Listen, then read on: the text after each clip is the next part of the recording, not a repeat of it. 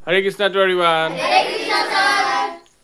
ठीक है, क्लास 9 की केमिस्ट्री में आज इस लेक्चर में हम देखेंगे यौगिक के कुछ गुण। ठीक है, यौगिक के कुछ गुण और दो या दो से अधिक जैसे मिश्रण है, मिश्रण के अवयवों से अलग करने का तरीका देखेंगे। यहाँ पे कौन कौन से, बस आज नाम देखेंगे। ठीक है, सबसे पहले पढ़ो जरा पहला पॉइंट यौगिक का।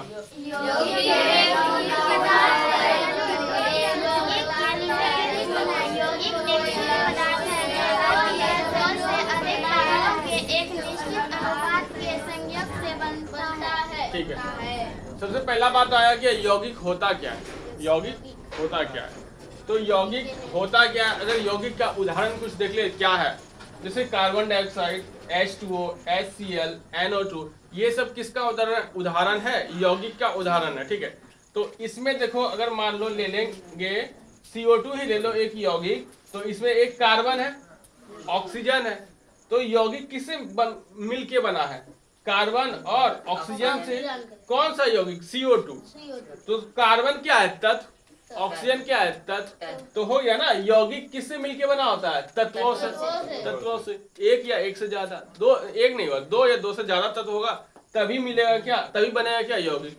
जैसे यहाँ उदाहरण दो, ये HCl है, ये यौगिक है, इसमें दो अलग अलग तत्व है, एक हाइड्रोजन और एक क्लोरीन है, हाइड्रोजन और क्लोरीन है। तो हाइड्रोजन का एक परमाणु, क्लोरीन का एक परमाणु मिलके बन गया अणु किसका, HCl का। तो HCl जहां भी होगा उसमें HCl अणु होगा। जैसे वाटर होगा H2O भी एक यौगिक है, इसमें हाइड्रोजन और ऑक्सीजन है। ठीक है, ये भी क्या बना, यौगिक। तो यौगिक किससे मिलके बना होता है, तत्वों से। यौगिक किससे मिलके बना होता है, तत्वों से।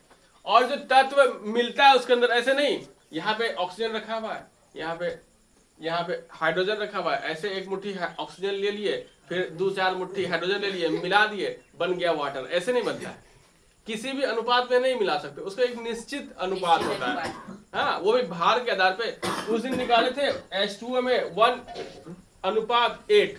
हाँ, 1:8 के अनुपात में मिलता है क्या, यौगिक बनता है। इसमें इसका भार, हाइड्रोजन का भार कितना है, एक परमाणु का 1, 2 है तो 2, और ऑक्सीजन का 8 है तो 16 हो जाएगा, 16 हो जाएगा। तो 1:8 में मिलाना है, यानी अगर हमको 9 किलो ऑक्सीजन बनाना है तो 1 किलो हाइड्रोजन लेंगे, 8 किलो ऑक्सीजन लेंगे, तब 9 किलो क्या बनेगा, वाटर बनेगा। ठीक, ऐसे ये नहीं किसी भी अनुपात में मिले। ठीक, अब तो यौगिक हमेशा क्या होते हैं, समान होते हैं। इसका मतलब क्या हुआ, समान का मतलब क्या हुआ, समान का मतलब क्या हुआ, नहीं समझ में आया किसी को। मतलब एक गिलास अगर हम लोग वाटर लेते हैं, मान लो एक गिलास वाटर लेते हैं, तो ऐसा है कहीं यहाँ पे वाटर का डेंसिटी ज्यादा होगा, कहीं यहाँ पे वाटर का डेंसिटी कम होगा, ऐसा होगा क्या, सभी जगह वाटर का डेंसिटी घनत्व बराबर होगा। तो उसी का मतलब हुआ समान, एक समान। जैसे अगर इसमें हम चीनी भी मिला दें, ये सब अगर घुल गया जल में, तो चीनी मिलाने के बाद वो तो यौगिक नहीं रहेगा, मिश्रण बन जाएगा। लेकिन हम इस शब्द को समझना चाहते हैं कि समान क्या होता है। तो कहीं का भी इसमें मिला हुआ चीनी पानी जो है, कहीं का भी निकाल के पिएंगे तो एक समान ही मीठा लगेगा, ऐसा थोड़ी है। इससे निकाल के थोड़ा सा दिए, समर पिया, बोला कि मीठा है सर बहुत, फिर इसी से निकाल के दिए डुल्लू को, बताए सर चीनी है ना इसमें, ऐसा होगा कभी नहीं। तो कुछ भी है इसमें तो एक समान सब में मिल गया, सब जगह पहुंच गया, इसका मतलब होता है समान। और विषमान का मतलब क्या होगा, अलग अलग होगा। नीचे वाला पानी ज्यादा मीठा हो गया, ऊपर वाला पानी कम मीठा हो गया, तो ये क्या हो जाएगा, विषमान। ऐसा लेकिन होता नहीं है। ठीक, लेकिन ऐसा क्या होगा, जब इसमें हम बालू मिला देंगे, बालू खूब मिला के ऐसे ऐसे चला देंगे और छोड़ देंगे, तो थोड़ा देर रख देंगे ना, तो बालू यहाँ बैठ जाएगा, यहाँ पे नहीं रहेगा बालू। ठीक है, तो ये जो नीचे बैठ गया इसी को तो क्या बोलते हैं, देखो इसमें एक है थिराना, सेडिमेंटेशन।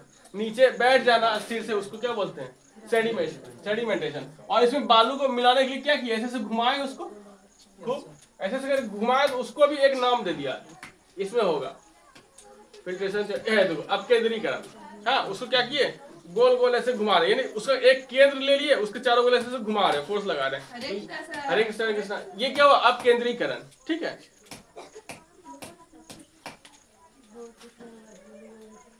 आप देखते हैं गुण, यौगिक हमेशा क्या होते हैं? समान होते हैं। यौगिक अवयवों से भिन्न एक नए पदार्थ हैं, एक नए पदार्थ हैं। क्योंकि देखो H एक अलग तत्व है, ऑक्सीजन एक अलग तत्व है, और इससे मिलके बना H2O, ये अलग तत्व, ये अलग चीज बन गया। तो इसका जो गुण है, क्या ऑक्सीजन और हाइड्रोजन से मिल रहा है? नहीं। तो एक ये क्या हुआ? एक नया पदार्थ बन गया। ठीक है, नया पदार्थ बोल सकते हैं। यौगिक के गुण अवयवों के गुणों से अलग अलग होता है। हाँ, इसका गुण और इसके गुण से नहीं मिलेगा, ये भी अलग अलग होगा। यौगिक एक ही प्रकार के अणु का होता है।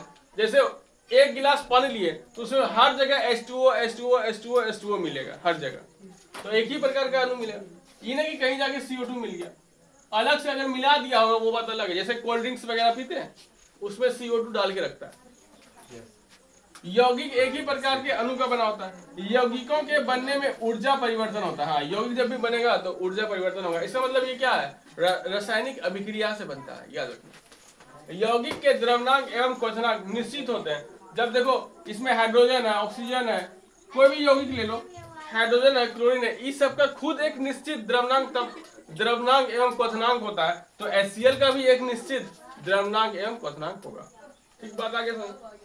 यौगिकों के बनने में ऊर्जा परिवर्तन अवश्यंभावी का मतलब निश्चित रूप से ऊर्जा का परिवर्तन होगा। जब भी यौगिक का फॉर्मेशन होगा, यौगिक जब भी बनेगा तो निश्चित रूप से क्या होगा? ऊर्जा में परिवर्तन होगा। यौगिक के घनत्व अवयव के घनत्व से अलग होता है, ये बात भी ठीक है। यौगिक, कोई भी यौगिक बना, उसका जो घनत्व होगा उसके अवयव के घनत्व से अलग ही होगा। जैसे मान लो HCl है तो हाइड्रोजन का घनत्व कुछ और है, क्लोरीन का घनत्व कुछ और है, लेकिन HCl का घनत्व कुछ और है। तो ये बात इसी में पहले से बोल दिया गया है। क्या बोला? इसमें ही सम्मिलित है ना? क्योंकि इसमें क्या बोला? यौगिक के गुण अवयव के गुणों से अलग है। क्योंकि घनत्व भी क्या हुआ? एक गुण हो गया, तो उसके अवयव के गुणों से यौगिक का गुण अलग अलग होता है। नेक्स्ट पॉइंट हो गया। अब जरा देख, इसे पढ़ लेंगे। मिश्रण के अवयवों को अलग अलग करने की विधियां। मिश्रण बहुत सारे अवयवों से, कंपोनेंट से मिलकर बना होता है। किसी भी अनुपात में मिल जाता है, बन जाता है। तो उसको अलग करने की विधियां, बस अभी यहाँ पे हम नाम पढ़ेंगे, हिंदी में, इंग्लिश में, ये बस इतना ही जानना है। तो सबसे पहला क्या है? हाथ से चुनकर, हैंड पिकिंग।